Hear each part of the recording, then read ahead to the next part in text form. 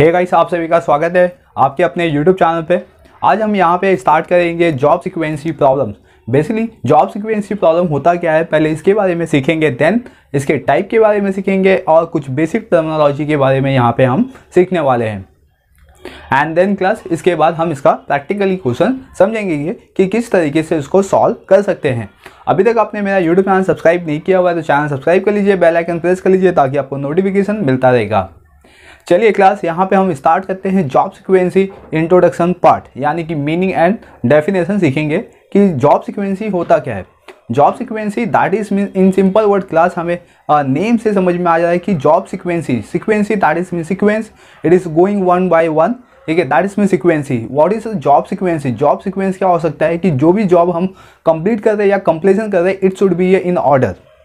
That is means for example manufacturing company में अगर आप कोई एक प्रोसेस देखते हो, कोई भी एक गुड्स को आप जब रॉ मटेरियल से फिनिश गुड्स में कन्वर्ट करते हो तो जो प्रोसेस आता है क्लास के अंदर, यानी कि रॉ मटेरियल्स, फिर WIP and then finish goods, तो जो अब ये तीन जो स्टेप्स है class, it should be in order, ठीक है, और ये एक प्रॉपर ऑर्डर में होना चाहिए और एक प्रॉपर सक्सेसिव फ्लो में होना चाहिए ताकि इसका प्रॉपर तरीके से ट्रांसफॉर्मेशन हो सके, यानी कि एक जॉब के बाद दूसरा जॉब।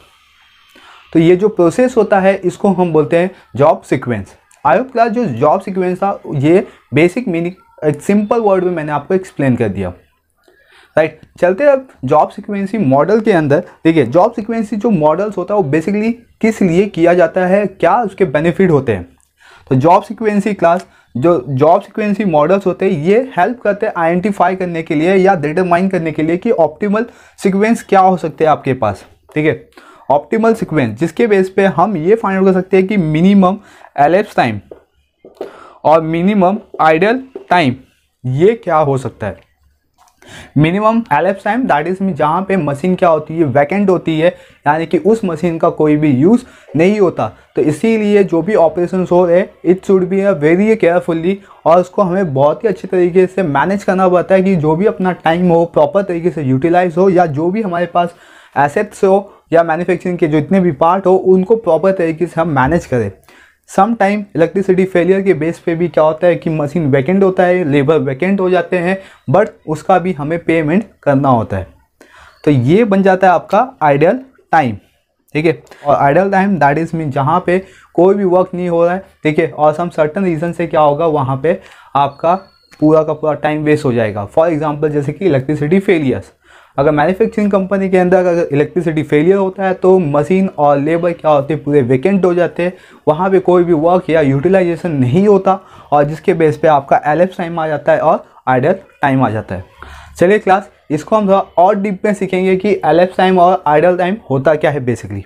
चलिए कुछ बेसिक टर्मिनोलॉजी हम देख लेते हैं यहाँ पे। तो फर्स्ट वन हम देखेंगे क्लास प्रोसेसिंग टाइमिंग, ठीक है। प्रोसेसिंग टाइमिंग क्या होता है, ठीक है, तो the time require by each job at each machine, यानी कि एक जॉब को एक मशीन में कितना टाइम लगेगा, तो जो भी टाइम लगेगा क्लास उसको हम बोलेंगे processing time. It should B 1 hours, 2 hours, 3 hours, ठीक है, कितना भी हो सकता है, तो that is mean it is ना प्रोसेसिंग टाइम। जितना भी उस रॉ मटेरियल्स को कन्वर्ट करने में, फिनिश गुड्स में जितना भी टाइम लग रहा है उसको हम बोलेंगे प्रोसेसिंग टाइम। आइदर एक डिपार्टमेंट से दूसरे डिपार्टमेंट में जाने में कितना टाइम लगता है उसको हम बोलेंगे processing time. Then class processing order, ठीक है, the order in which machine are required for completing the job. Order, एक पर्टिकुलर ऑर्डर होगा, उस ऑर्डर को कंप्लीट करने में कितना टाइम लगेगा, तो दैट इज में processing order, right.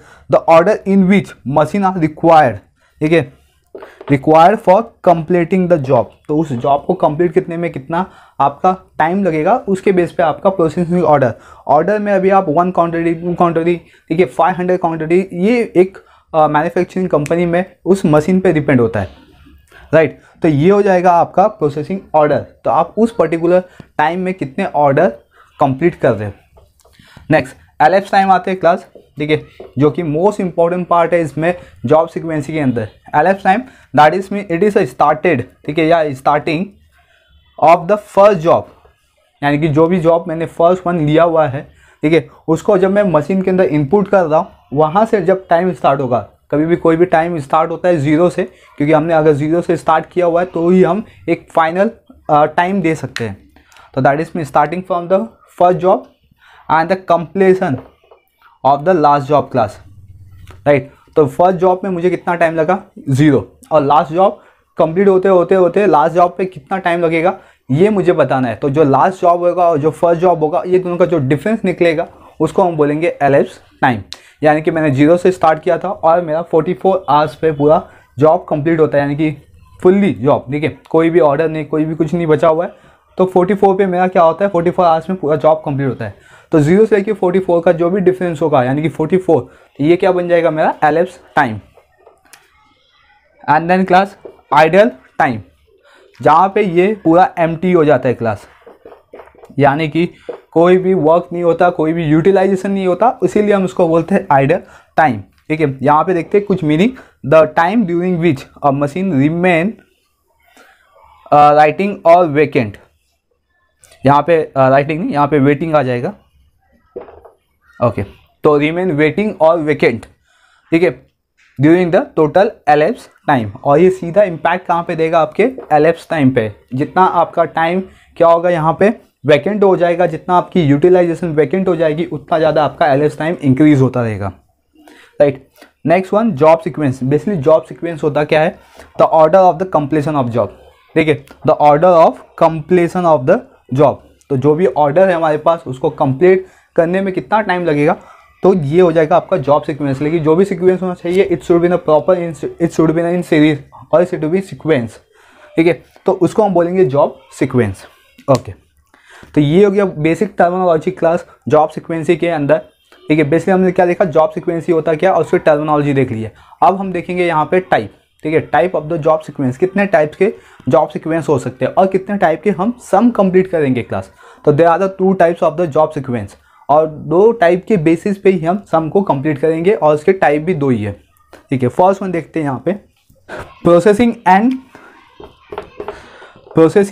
And job through 2 machines, ठीक है।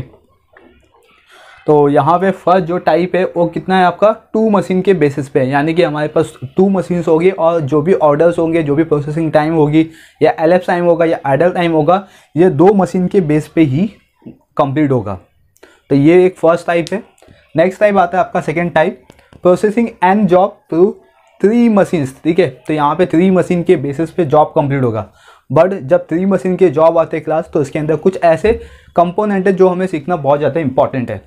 तो देखते हैं फर्स्ट वन, यहाँ पे कुछ मीनिंग लिखा हुआ है। तो the problem of the processing and job 3 machine can be converted into a problem of 2 machine, ठीक है। अगर आपको 3 मशीन गिवन होंगे देन इसको फर्स्ट वन आपको कन्वर्ट करना होगा 2 मशीन के अंदर, ठीक है। एंड देन फिर उसके बाद आपको आगे के जो भी प्रोसीजर्स होंगे उसको फॉलो करने होंगे। तो इसके अंदर फर्स्ट जो कंडीशन है क्लास, जब हम कन्वर्ट करते हैं 3 मशीन से 2 मशीन में तो कंडीशंस आ जाती है। तो यहाँ पे 2 कंडीशन है, देखते हैं यहाँ पे if any one of the following condition is satisfied, अगर कोई भी एक कंडीशन सेटिस्फाई होगा तो हम 3 मशीन्स के जो जॉब है उसको हम कंप्लीट कर सकते हैं।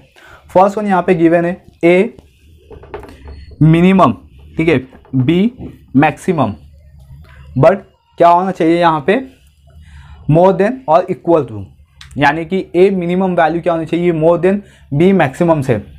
सेम क्लास यहाँ पे जो सेकंड कंडीशन गिवन है सी मिनिमम और बी मैक्सिमम, यानी कि सी मिनिमम मोर देन होना चाहिए बी मैक्सिमम से। तो ए की जो वैल्यू होगी वो मोर देन होनी चाहिए बी के वैल्यू से, और सी की जो वैल्यू होगी वो बी के वैल्यू से क्या होनी चाहिए मोर देन होनी चाहिए। ये दोनों कंडीशन में से कोई भी एक कंडीशन सेटिस्फाई होगा तो हम ये टाइप के सम्स को कंप्लीट कर सकते हैं, ठीक है। अब ये जो 3 मशीन से 2 मशीन में हम कन्वर्ट कर रहे हैं वो किस तरीके से कर सकते हैं। तो the problem can be converted into a 2 machine, 2 fictitious machine that is means, ठीक है, fictitious machine that is mean जो भी हम अजम्पशन कर सकते हैं। तो यहाँ पे 2 मशीन को ही अजम्पशन किया हुआ है जी एंड एच, और किस तरीके से कन्वर्ट करना है A plus B and B plus C. तो यानी कि फर्स्ट मशीन को प्लस कर देंगे सेकेंड मशीन में और सेकेंड मशीन को प्लस कर देंगे थर्ड मशीन में। तो इसके बेस पे हमें जी एंड एच जो फिक्टिशियस मशीन है ये हमें फाइंड आउट हो जाएगा, ठीक है।